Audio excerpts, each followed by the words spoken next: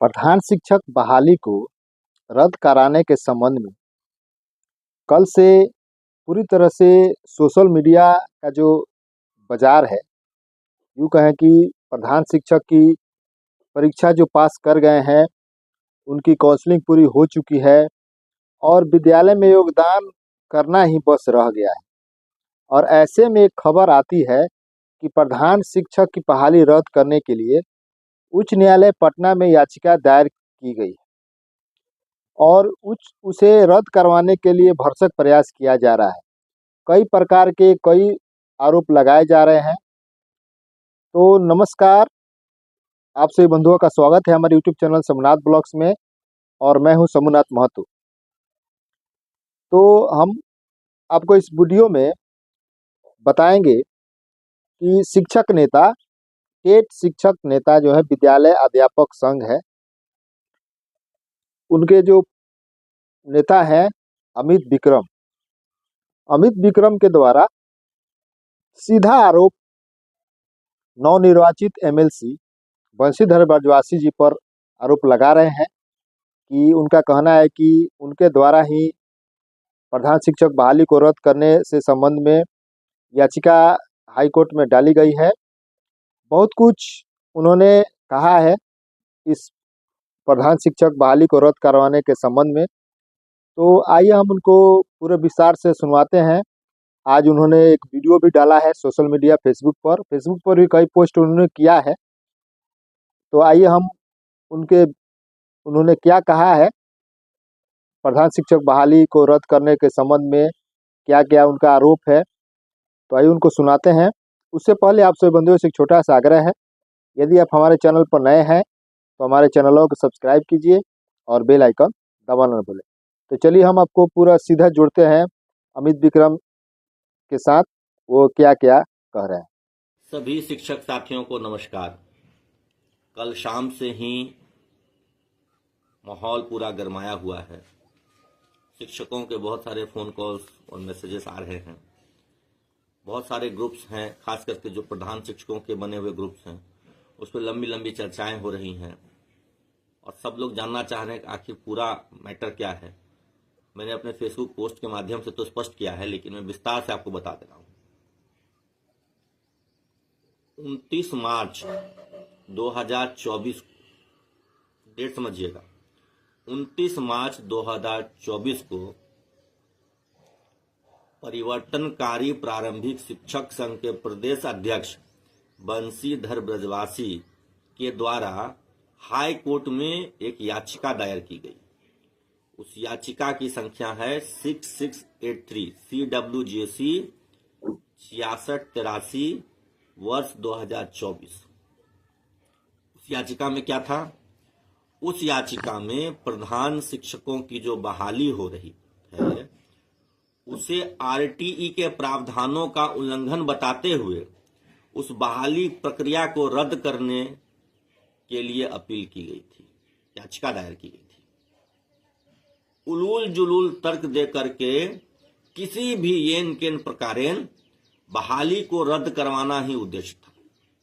और ऐसा मैं नहीं कह रहा हूं, ऐसा हाई कोर्ट के मुख्य न्यायाधीश कर रहे हैं। उस केस का फैसला 13 फरवरी 2025 को आया है। 18 फरवरी को उसको अपलोड किया गया। मुझे इसकी भनक पूर्व में ही लग गई थी, लेकिन मेरे पास रिजल्ट का कॉपी नहीं था, जो फाइनल ऑर्डर उसका कॉपी नहीं आया था, इसलिए मैं स्पष्ट तरीके से नहीं कह रहा था, लेकिन मैंने अदृश्य शक्तियों का नाम लेकर कहा था। और पूर्व में भी जो मेरा विरोध माननीय का रहा है वो इन्हीं वजहों से रहा है। मैं जानता था शुरू से कि इनका काम केवल और केवल शिक्षकों को ठगना रहा है, शिक्षकों को बरगला करके जनता के सामने रोने धोने का नाटक करके वोट लेना इनका उद्देश्य रहा है। कभी इन्होंने समग्र रूप से शिक्षकों का हित नहीं सोचा। चंदे के पैसे से करोड़ों रुपये का मकान खरीदना इनका उद्देश्य रहा है। मुजफ्फरपुर में बच्चा जानता है कि करोड़ों रुपए चंदे के पैसे से करोड़ों रुपए का मकान खरीदा गया है। एक भी मुजफ्फरपुर के शिक्षक साथी हों तो उससे पूछ लीजिए कि कोर्ट कचहरी और संगठन के नाम पे जो पैसा इन्होंने वसूला है, उस पैसे से इन्होंने क्या मुजफ्फरपुर में 2-2.5 करोड़ का मकान खरीदा है कि नहीं खरीदा। मैंने बोला था तो मुझे इसके लिए बहुत आलोचना झेलनी पड़ी थी, बहुत सारे लोगों ने बहुत कुछ कहा था, लेकिन अब सच्चाई आप सबके सामने आ रही है। यह व्यक्ति केवल शिक्षकों से केस के नाम पे, संगठन के नाम पे चंदा लेकर के शिक्षकों का अहित करता है। आप उसे चंदा देते हैं अपना ही अहित करवाने के लिए। इसी व्यक्ति ने 2015 में भी अनट्रेंड के नाम पर टीटी शिक्षकों को ग्रेड पे से वंचित करवाया था। यही व्यक्ति है वो जिसने इंडेक्स 3 की बाध्यता लगवाई थी। यही वो व्यक्ति है जो विरमण तिथि से ग्रेड पे के मामले में जाकर के केवल ओडीएल वालों को लाभ दिलवाया था, रेगुलर वालों को मना करवा दिया था। इसका बड़ा नेक्सस है, पैसों का यह खेल खेलता है, पैसों के दम पर यह बहुत गलत सलत काम करवाता है। और अब तो सबके सामने है कि कैसे इसने हाईकोर्ट में याचिका दायर करके जो प्रधान शिक्षक की बहाली आज हुई है, परीक्षा पास करके सब लोग पोस्टिंग एग्जाम में बैठे हैं, उसको रद्द करवाने के लिए यह 13 फरवरी तक, ऐसा नहीं है कि मार्च में केस कर दिया उसका भूल गया, ये एमएलसी बनने के बाद भी इस शख्स ने अपना मूल एजेंडा नहीं छोड़ा। प्रधान शिक्षक की बहाली रद्द करवाने के लिए 13 फरवरी 2025 तक यह केस लड़ता रहा। और 13 फरवरी 2025 को जब यह केस हार गया है और यह बात जब सबके सामने आ गई है, तो सफाई दे रहा है कि मैंने तो प्रमोशन के लिए केस किया था। कौन से प्रमोशन के लिए केस किया था आपने भाई? है जब पूरी आपने कहा आरटी का उल्लंघन होता है, प्रधान शिक्षक की बहाली से कौन से आरटी का उल्लंघन हो रहा है? कोर्ट ने क्या कहा है आपके याचिका में कि ऐसा प्रतीत होता है कि परीक्षा देने के डर से याचिका दायर कर दी गई है।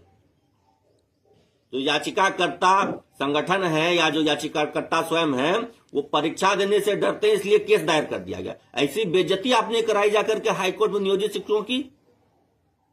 क्या मुंह दिखाएंगे आप नियोजित शिक्षकों को? और अब जो विशिष्ट और प्रधान शिक्षक बन गए हैं उनको कि परीक्षा देने के डर से आपने कोर्ट में केस किया था, यही फजीहत कराने आप कोर्ट गए थे। शिक्षकों के चंदे से उलूल जुलूल हरकत करना बंद कीजिए। आप माननीय एमएलसी बन गए हैं तो थोड़ी अपनी गरिमा का लिहाज रखिए। समाज के सभी वर्गों ने, शिक्षकों के सभी वर्गों ने वोट आपको दिया। हाँ, कुछ ने नहीं दिया होगा, जरूरी थोड़ी ना कि 100% आप ही को अच्छा माने। जो आपकी सच्चाई को, जो आपकी हकीकत को पहले से जानते थे, उन्होंने आपको वोट नहीं दिया, क्योंकि वो आपकी हकीकत, आपकी सच्चाई पहले से जानते थे। तो जो वोट नहीं देंगे उनको आप जातिवादी कहते हैं। जात के आधार पर उन्होंने दूसरों को वोट दिया था क्या?